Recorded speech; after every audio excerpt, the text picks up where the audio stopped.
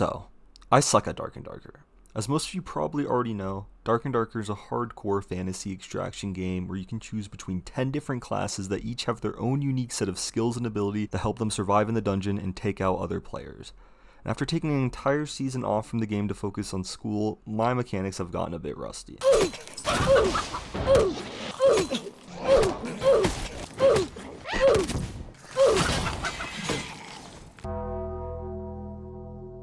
When I came back to this game after over 4 months of not playing it, I was shocked with what I found. Despite this game adding little to no new content in the 4 months I took off from it, they decided it would be in their best interest to add a season pass that is pay to win. For the price of $9, you can get an additional shared stash space between all of your characters, start the wipe with 5 gold coin bags, get additional market slots, additional character slots, and also start with potions and lockpicks, which don't really matter that much besides the lockpicks, which I will get into later. Basically, if you spend $9, you get a head start in the game, and you also get to progress faster via the additional market slots. It's not like this is a one-time $9 purchase and you get this at the start of every season. Once this season ends, the only thing that you keep is a torch skin. You will have to pay $9 again, that's assuming they don't increase it. This pay-to-win pass and the lack of new content are going to kill this game that is already facing a declining player count. The only time the player count for Dark and Darker spikes is during the 1 month a new wipe comes out. Now, I really love this game. Stop the cap! I think it's unique and fun, and there's no other game on the market that can replicate it, but if this game wants to stay around for the long run, they need to go in a different direction than the one that they are heading in now. Stop tweaking numbers all the time, and stop adding stuff into the game that is pay to win. There should be no season pass, and there shouldn't be stats on skins. They should be adding new content, new maps, new weapons and items, new mechanics, and implementing promised features that the community has been waiting on for a long time, like quivers. So how do I, someone who sucks at Dark and Darker, prove a point? Prove that things need to be changed and make my point? Well, that's where High Roller comes into play. High Roller is Dark and Darker's ranked game mode. The mobs are harder in this game mode, the players you will go up against will be harder, and the loot you will get from this game mode is better than the loot you would get in a normal match. By killing mobs, interacting with the dungeon, and extracting with high tier loot in High Roller, you accumulate adventure points or AP, which will determine what rank you are in. The players with the most AP show up on the overall leaderboard and also the leaderboard for their specific class. That means that whatever name you give your character will show up on the leaderboard in-game for everyone to see. I decided this will be how I send my message. You may be asking yourself at this point, how does someone who has self-proclaimed that they suck at Dark and Darker going to get top rank on the leaderboard? Well, that's where the most hated class comes into play. Druid. Druid is an interesting class. This class is basically the Swiss Army knife of classes in Dark and Darker. Druid can move fast, Druid can tank damage, Druid can deal a lot of damage, they have some of the best healing out of any of the classes, and most importantly, they can run away better than anyone else.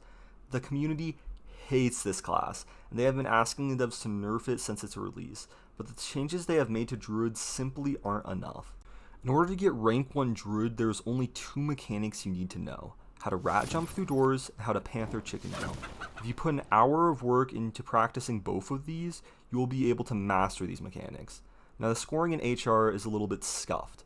Player kills are just simply not worth the time and effort. The time it takes and the risk involved in killing a player doesn't make up for the AP that gives you in return. And since I'm grinding for rank 1, I avoided all other players in my matches unless they were a free kill.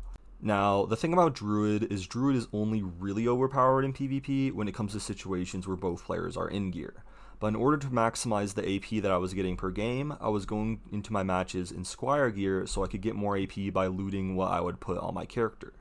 But even in base gear versus someone who is in gear, Druid can outrun any other class except for other Druids that are in gear. The first problem I ran into when starting my AP grind is that I wasn't getting enough AP. My strategy going into the AP grind at first was to queue into a game of ruins, immediately go down into crypts, go to one of the modules that had a treasure pile spawn in it, loot the treasure pile, go down to hell, clear a few modules, loot, and then extract.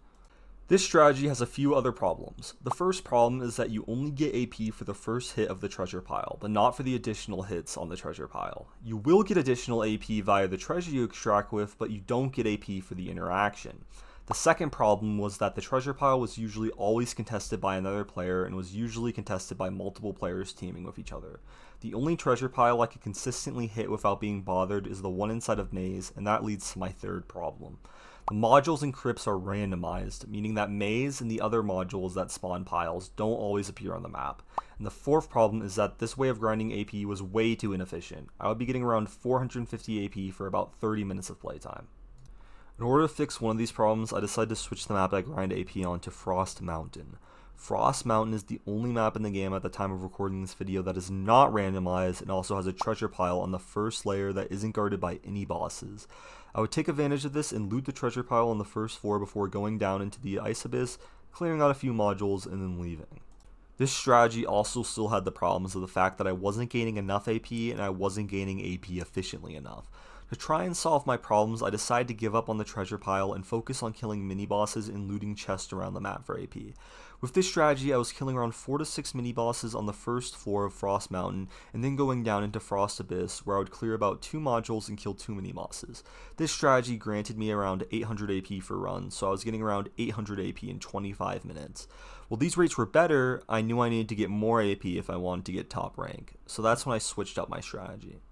On the day I switched up my strategy, the marketplace opened, which allowed me to buy lockpicks. Lockpicks in this game are very useful as they allow you to open golden chests, which are always locked, and lion's head chests, which are locked 50% of the time. The golden lion's head chests are where I got the majority of my unique, legendary, and epic treasure, and there is an abundance of them in Ice Abyss, the second floor of Frost Mountain.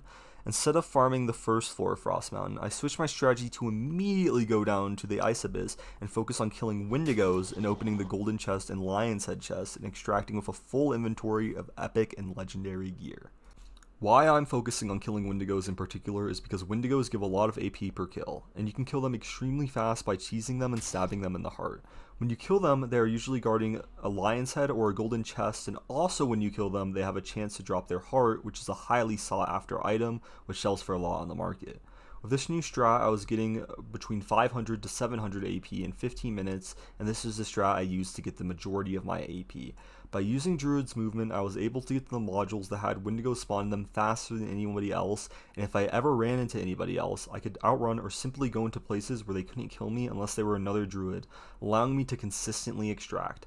I died to more mobs throughout this AP grind than I did to actual players, and even on runs that were unsuccessful and I would die, I would still get around 200 AP just from killing Wendigos and interacting with the dungeon.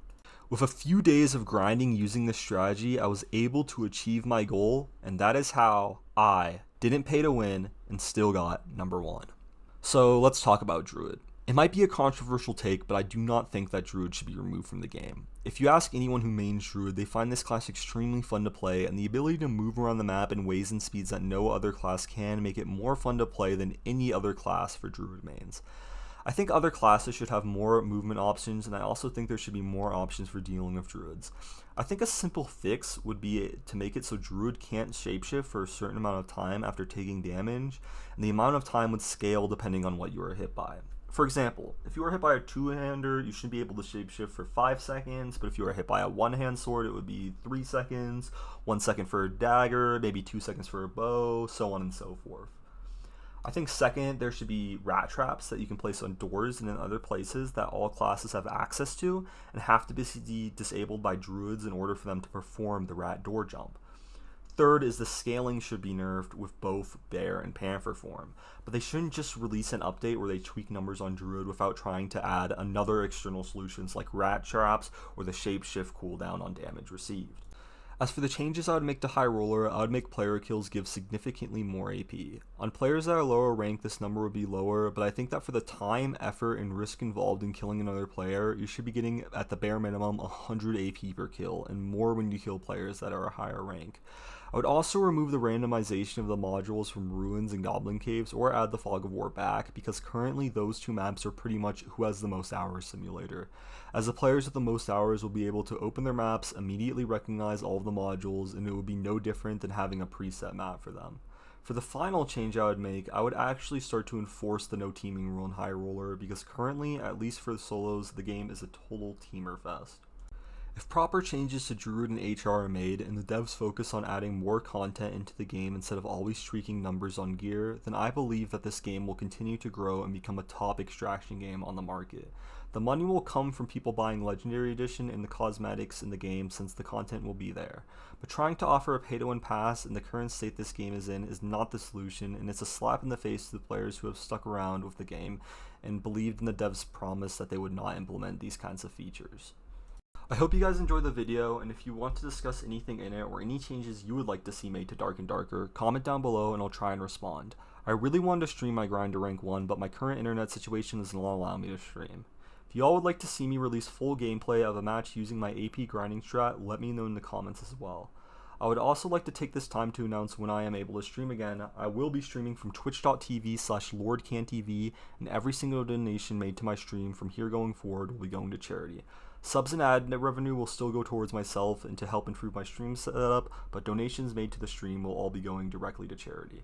If you enjoyed the video and would like to see more similar content to this video in the future, make sure to leave a like and subscribe. Peace.